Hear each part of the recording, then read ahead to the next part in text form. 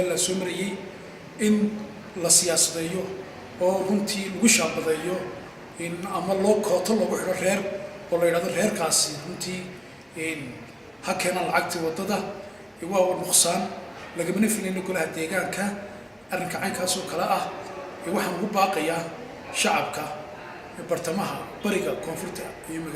bariga magaalada Hargeysa in maalmahan soo socda ay isugu iman doonaan shir weyne ay kaga arrinsan doonaan golaha deegaanka ee caasimadda Hargeysa shirkaasi waxaa ka soo qayb geli doona madax dhaqameedka muqaasha siyaasiyiinta dhalinyarada waxaana shirkaas runtii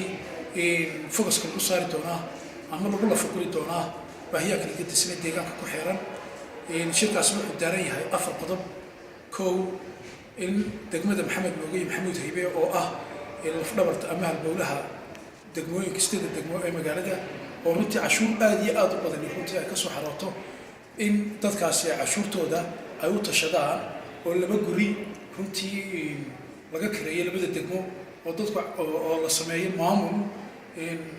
madax iyo majale oo tiradoodu tahay 25 xubnood kuwaas oo lagala xisaabtami doono baahiyaha kala gedisana deegaanka ku xeeran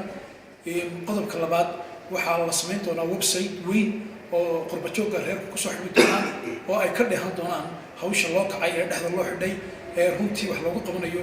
deegaanka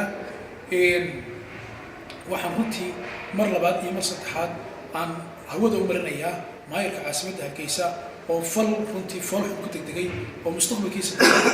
shaambad ku ah inuu kala saaro inay waddadu tahay waddo qabiil iyo waddo qaran